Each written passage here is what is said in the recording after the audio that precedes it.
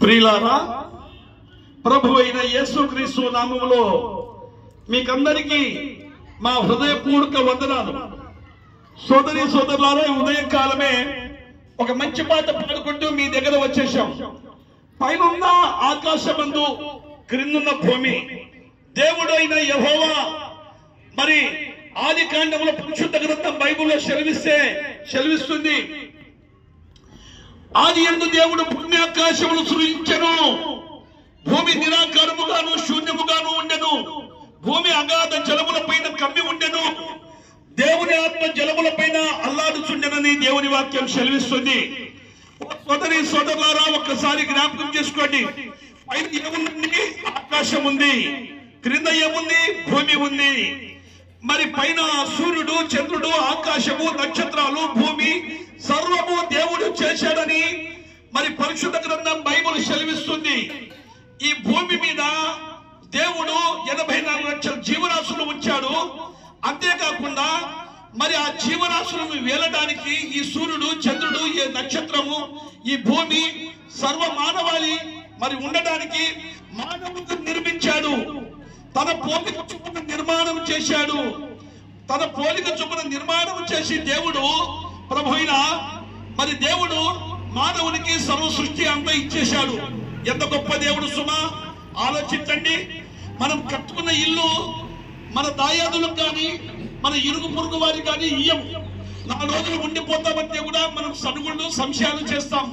అయ్యో, నేను ఎంతో కష్టపడి కట్టుకున్న ఇల్లు వాళ్ళు పాడుబిడు చేస్తారు కదా, వాళ్ళకి ఇస్తే అని చాలా బాధపడతాం మనం.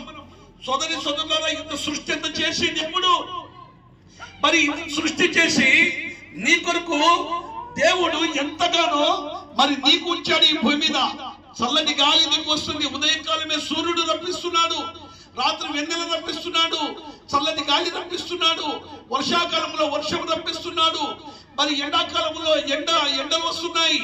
ఇలాగా మరి చలికాలంలో చల్లటి మరి ఏసీ లాంటి మరి చలిని పంపిస్తున్నాడు దేవుడు. ఇలాగా పంటలు ఇస్తున్నాడు, పైర్లు ఇస్తున్నాడు. మరి భూమి మీద 84 లక్షల జీవరాశులు ఇస్తున్నాడు దేవుడు. సమస్తం నీకు ఇచ్చి పోషించే దేవుడు. దీని నుండి ఏమి కోరుకున్నాడా అంటే విరిగి నలిగిన హృదయం చేత. ఏం కోరుకున్నాడు దేవుడు? ఏమైనా కోరుకుంటా? పులిహోర గాని, దద్దోజనం గాని, పాయసం గాని, అర్చలు గాని, బూరెలు గాని ఏమీ కోరుకోలేదు. కానీ దేవుడు నీతో కోరుకునింది ఒకటే, నీ హృదయం చేత ఆయన స్తుతించాలి, ఆయనను ఘనపరచాలి. ఆయనను మరి దేవా, ఈ ఆకాశం చేసిన దేవా, ఈ భూమిని చేసిన దేవా, ఆయన నన్ను కలుగజేశావే అని దేవుని స్తుతించలేకపోతున్నాం. తెల్లారితే పొద్దు పొగితే ఎన్నో పనులు, ఆ పనుల భారంతో దేవుడు ఎక్కడ ఉన్నాడు, ఎలా ఉన్నాడు, ఏమై ఉన్నాడు, ఆయన ఎలా ఉంటాడంటే దేవుడు కంటికి కానరాడు సుమా. దేవుడు కంటికి కానరాడు. ఆయన మనలో ఉన్న ఆత్మ మనలో కానరాదు. కానీ ఆత్మ వెళ్ళిపోతే మనము చనిపోతాం. మరి గుండె ఆగిపోతే నాడి దించిపోతుంది, నాడి ఆగిపోతే ఆత్మ ఎగిరిపోతుంది. మరి చచ్చిపోయినాడని చెప్తాడు డాక్టర్. పోయింది ఆత్మ, చనిపోయింది శరీరం. అలాగా కంటికి కానరాకున్న దేవుడు నిన్ను ప్రేమించాడు. తన ప్రియకుమారైన యేసుక్రీస్తుని ఈ భూమికి పంపించి సర్వ మానవాళి కోసము ఆత్మల కొరకై యేసుక్రీస్తు ప్రభు ఈ భూమికి వచ్చాడు. నశించిన దానిని వెతికి రక్షించడానికి మనిషి కుమారుడుగా యేసుక్రీస్తు ప్రభు ఈ భూమికి వచ్చాడు. ఓ ప్రేమిన అక్కలారా, అమ్మలారా, చెల్లెలారా, సోదరులారా, మీకు 2 చేతులు ఎత్తి మరి నమస్కారం చేసి చెప్తున్నాం. పరలోక రాజ్యం ఉంది, పుట్టి తెలుసుకున్నాం. ఈ లోకం ఉందని మరణిస్తే 2 లోకాలు ఉన్నాయి. ఆ 2 లోకాల్లో ఒకటి నరకము, అగ్నిగుండము, పాతాళం ఉంది. మరొక లోకము ఏదనగా మరి ఆ లోకము మరి పరలోక రాజ్యం. ఆ పరలోక రాజ్యం చేరాలంటే మరి దీపం ఉండగానే ఇల్లు ఎలా చక్క పెట్టుకుంటున్నామో, ప్రాణం ఉండగానే ప్రభు అయిన యేసుక్రీస్తు లోకానికి రక్షకుడని తెలుసుకోవాలి. మరి ఎలా తెలుసుకోవాలంటే మనం చేసిన క్రియలు మన ముందున్నాయి. కంటి ద్వారా పాపము, నోటి ద్వారా పాపము, హృదయం ద్వారా పాపము, అంతరంగం ద్వారా పాపము, అవియోగం ద్వారా పాపము వలన వచ్చు జీతం మరణం. ఈ మరణాన్ని జయించడానికి మరి మానవుడు జయించలేకపోతున్నప్పుడు, మానవుడు చనిపోయి పాతాళానికి అగ్నిగుండ పరలోకానికి చేరుకుంటున్నాడని ఆ దేవాది దేవుడైన సృష్టికర్త అయిన దేవుడు తన ప్రియ కుమారుడైన యేసుక్రీస్తుని ఈ భూమి మీదకి ఒక సామాన్యమైన మానవుడుగా, ఒక సామాన్యమైన వ్యక్తిగా ఈ భూమి మీదకి పంపించాడు. సర్వమానవాళి పాపము ఆ శిలువ మీద యేసుక్రీస్తు ప్రభు భరించాడు. సర్వమానవులు చేసి అగ్నిగుండానికి వెళ్ళిపోతున్నారని ఆయన చనిపోయి సమాధిలోనికి వెళ్ళి ఆయన మరి సజీవుడుగా, మృత్యుంజయుడుగా యేసుక్రీస్తు ప్రభు ఈ భూమి మీదకి మరి సమాధిలో నుండి లేచాడు. సమాధిలో నుండి లేచిన యేసుక్రీస్తు ప్రభు నిన్ను పిలుస్తున్నాడు. నేను మార్గమును, నేను సత్యమును, నేను జీవమును, మీరు నా ద్వారా తప్ప ఎవరును తండ్రి యొద్దకు చేరలేరు అని ప్రభు చెల్లిస్తున్నారు. ఓ ప్రియ అక్క, ఓ చెల్లి, ఓ అమ్మ, ఓ సోదరి, ఒకసారి జ్ఞాపకం చేసుకో సుమా.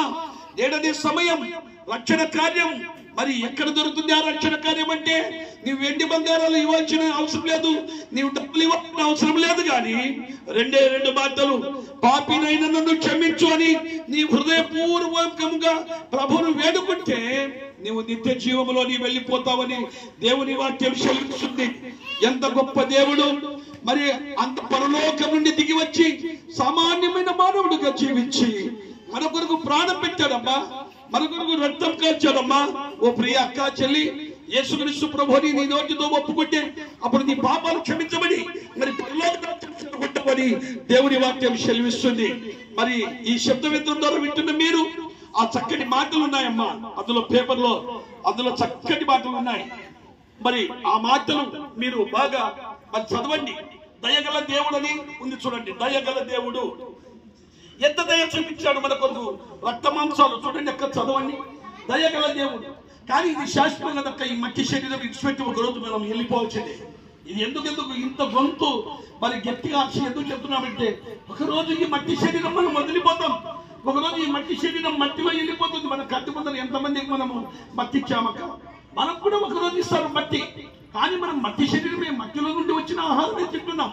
కానీ మనలో ఉన్న ఆత్మ ఆ దేవాది దేవుడి, పరలోక నివాసి అయిన దేవుడు చెబుతున్నాడు.